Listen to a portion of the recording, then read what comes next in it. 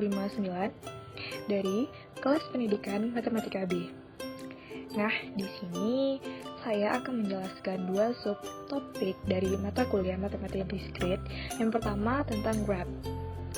Lalu, yang kedua tentang lintasan dan sirkuit Hamilton. Nah, langsung saja yuk kita ke pembahasannya. Yang pertama, yaitu graph. Pengertian graph adalah himpunan benda-benda yang disebut simpul atau vertex atau mode yang terhubung oleh sisi atau busur. Lalu yang kedua, jenis-jenis graph. Ada dua jenis graph yang akan saya jelaskan. Yang pertama berdasarkan ada tidaknya titik ganda, yang kedua berdasarkan orientasi arah. Berdasarkan ada tidaknya titik ganda ada dua bagian juga. Yang pertama graph sederhana dan graph tidak sederhana. Graph tidak sederhana ada graph ganda atau multigraph, lalu graph semu atau pseudograph. Yang kedua berdasarkan orientasi arah. Berdasarkan orientasi arah ada dua bagian juga. Yang pertama graph tak berarah atau undirect graph. Lalu yang kedua ada graph berarah atau direct graph.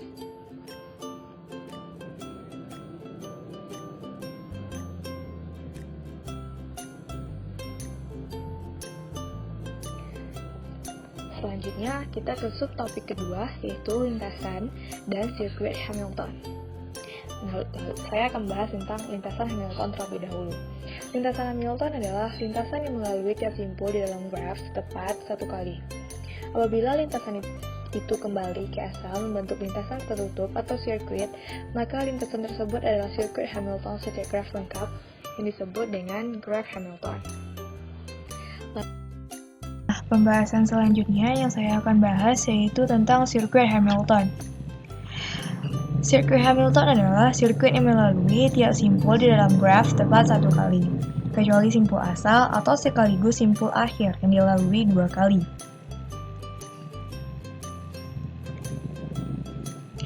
Graf yang memiliki sirkuit Hamilton disebut graf Hamilton, sedangkan graf yang hanya memiliki lintasan Hamilton disebut graf semi-Hamilton.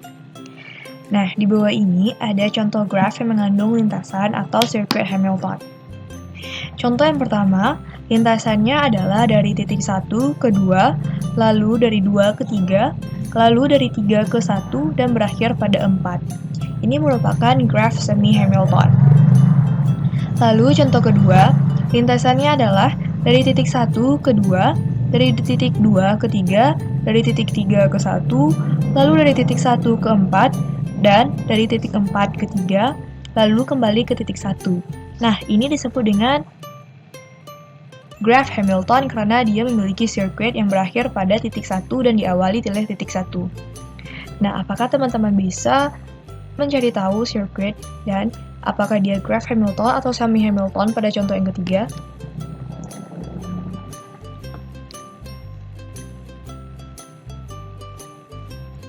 Ini ada juga contoh lain, yang pada gambar di samping, graf ini adalah memiliki lintasan Hamilton dengan lintasan dari A ke B, lalu ke C, lalu ke D, lalu ke E, lalu ke I, lalu juga ke F, ke titik G, ke titik H.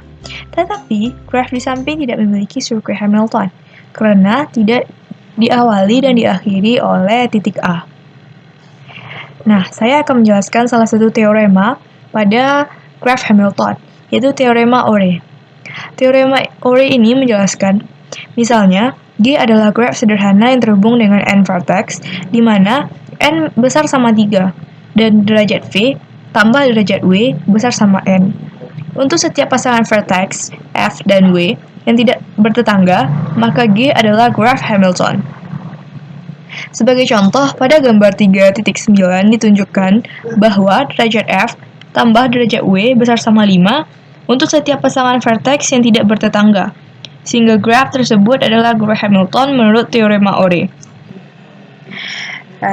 Nah, di sini saya telah melampirkan contoh dari graf Hamilton yang memenuhi teorema Ore pada gambar 3.9. Teman-teman bisa melihat semuanya, inilah contoh dari graf Hamilton yang memenuhi teorema Ore.